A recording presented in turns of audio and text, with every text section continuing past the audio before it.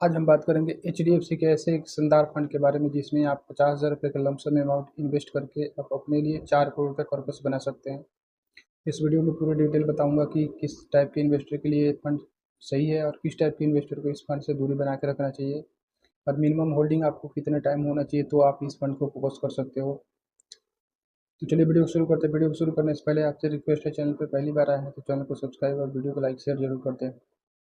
आज हम जो बात कर रहे हैं वो H D F C M C का फंड होने वाला है। तो H D F C M C के बारे में थोड़ा सा बात करें तो इंडिया के सबसे second largest A M C है, जो कि एस बी आई के बाद सबसे प्राइवेट सेक्टर का सबसे बड़ा ए एम सी है। और इसके भी काफ़ी फंड्स हैं जो कि काफ़ी अच्छे अच्छे रिटर्न निकाल के दे रहे हैं। और ये फंड जो है काफ़ी शानदार रिटर्न निकाल के दिया अपने इन्वेस्टर को। पिछले एक साल की रिटर्न की बात करें तो 102.5 है, ऑलमोस्ट 103% मान सकते हैं, क्योंकि अभी मार्केट में करेक्शन हुआ है।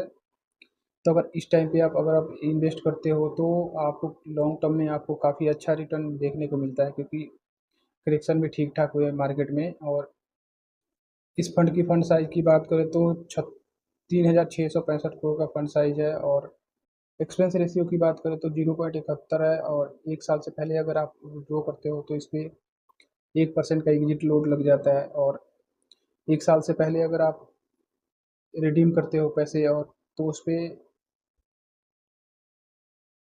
शॉर्ट टर्म कैपिटल गेन है जो 20% लग जाता है। कब तो ये एग्जिट लोड और शॉर्ट टर्म कैपिटल गेन तो हमें म्यूचुअल फंड में जब भी इन्वेस्टमेंट करने आना चाहिए तो देखना ही नहीं चाहिए, क्योंकि हमारा गोल होता है लॉन्ग टर्म। म्यूचुअल फंड में कभी भी आए तो हमारे लॉन्ग टर्म गोल होता है। तो अगर लॉन्ग टर्म के लिए करते हैं तो आपके जो इन्वेस्टमेंट होगा उस पर 12.5% का लॉन्ग टर्म कैपिटल गेन देना पड़ेगा। अगर 1,25,000 से ऊपर एक फाइनेंशियल ईयर में आपको अमाउंट ज़्यादा हो रहा है तो उसके ऊपर आपको 12.5% का टैक्स लग जाएगा। इस फंड की होल्डिंग की बात करें तो 28 कंपनियों में होल्डिंग है। Hindustan aeronautics, Bharat electronics, almost 44-45% के एक्सपोजर इसी पे है। तो ये दोनों स्टॉक काफ़ी दमदार स्टॉक हैं। और ये defence H D F C defence fund है, जो कि गवर्नमेंट का भी इस सेक्टर पे काफ़ी फोकस है, क्योंकि इस बजट में भी उन्होंने अपने पिछले एलोकेशन से काफ़ी ज़्यादा एलोकेशन इस बार बढ़ाया था।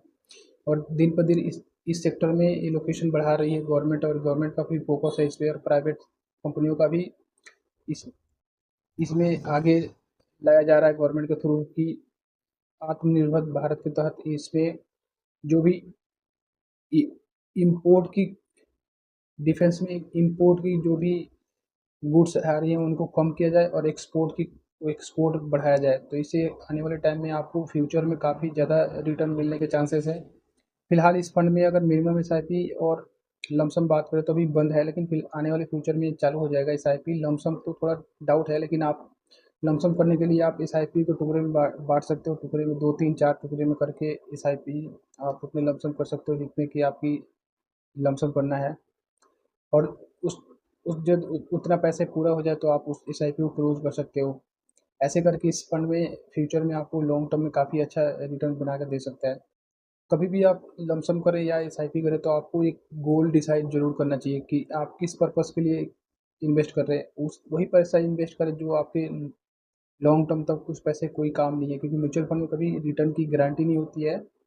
और ये काफ़ी अच्छा रिटर्न निकाल के दे रहा है। ये सेक्टर और थीमेटिक फंड है, तो इस इनमें ये होता है कि जब रिटर्न निकाल के देते हैं तो काफ़ी शानदार रिटर्न निकाल के देते हैं, ज़बरदस्त रिटर्न भी निकाल के देते हैं। इन्वेस्टर को बहुत खुशी होती है और बल्ले बल्ले होते हैं, रिटर्न मिलता है तो। लेकिन जब इनमें गिरावट होता है तो उतने ही गिरावट होते हैं, तो अपना रिस्क आप समझ के इन्वेस्ट करें, क्योंकि ये सेक्टर और थीमेटिक फंड में थोड़ा रिस्क ज़्यादा होता है। अगर आप का इन्वेस्टमेंट हर मिनिमम अगर कम से कम 3 4 साल से ऊपर का है तो ही आप इस इन सब सेक्टर और थीमेटिक फंड में फोकस करें, क्योंकि इससे कम टाइम लेके ना आए। क्योंकि हो सकता है एक साल में आपके पैसे को ऑलमोस्ट दोगुना भी बना सकता है, या हो सकता है उससे आधा भी हो सकता है, क्योंकि म्यूचुअल फंड में कभी रिटर्न की गारंटी नहीं होती है। तो कभी भी हम सेक्टर और थीमेटिक फंड में इन्वेस्ट करते हैं तो हमें एक्सपेक्ट कर सकते हैं कि 20 से 30% के बीच का रिटर्न मिलेगा, क्योंकि ये ऐसा नहीं हो सकता है कि ये फंड एक साल में पिछले एक साल में 102% 3% का रिटर्न दिया है तो ऐसा देता रहेगा। ऐसा पॉसिबल नहीं है, क्योंकि म्यूचुअल फंड में 20 से अगर सेक्टर थीमेटिक फंड है तो 20 से 30% के बीच में हम एक्सपेक्ट कर सकते हैं। 22 25 30% के आसपास, 28% 27% 25%, ये अप्स एंड डाउन होता रहेगा मार्केट के कंडीशन के अकॉर्डिंगली। तो हम एक्सपेक्ट कर रहे हैं कि ये फंड 25% का रिटर्न अगर देता है, हम एक्सपेक्ट कर रहे हैं कि 25% का रिटर्न देता है और ये 25% का रिटर्न देता है, 50,000 रुपये आप लमसम करते हो और 15 साल तक इस पैसे को होल्ड कर देते हो, तो आपकी जो 50,000 की वैल्यू होगी 14,21,000 जीरो 85 रुपये हो जाएगी। और इसको 20 साल तक होल्ड कर देते हो तो आप इसी 50,000 की वैल्यू 43,36,809 रुपये हो जाएंगी। और इसको अगर आप 30 साल तक होल्ड कर देते हो तो 50 लाख की वैल्यू, सॉरी 50,000 की वैल्यू आपकी 4 करोड़ 3 लाख के आसपास की बन जाएगी। म्यूचुअल फंड में कभी भी लॉन्ग टर्म में काफ़ी अच्छा पैसा बनता है, तो आप अपना गोल डिसाइड कर लोगे तो आपको लॉन्ग टर्म तक बने रहने में काफ़ी अच्छा होगा, क्योंकि उससे आपको एक इमोशनली टच हो जाता है कि हमें अपने बच्चे को एजुकेशन के लिए है, तो बच्चे को एजुकेशन का आपके माइंड में सेट हो जाता है कि बच्चे की एजुकेशन करानी है, मैरिज करनी है तो उसकी मैरिज के लिए, या फिर कोई और आपके गोल हो, कोई सा भी गोल हो आपके, वो तो इमोशनली कंट्रोल हो जाता है, उस पर आपको इमोशन से टच हो जाता है। इससे आपको ये होगा कि लॉन्ग टर्म तक आप उस में इन्वेस्ट करने के लिए इच्छा रहेगा कि हाँ ये गोल अचीव करना है मुझे। तो आप गोल एक डिसाइड जरूर कर लें कभी भी इन्वेस्टमेंट करने से पहले। इस वीडियो से रिलेटेड आपके माइंड में कोई भी क्वेरी कॉन्वर्स में या क्वेरी रिलेटेड करने वाले होने टाइम में बहुत सारा वीडियो लेकर आऊँगा। एक हम्बल रिक्वेस्ट, अभी तक चैनल सब्सक्राइब नहीं किया तो चैनल सब्सक्राइब करें। Thank you so much watching this video.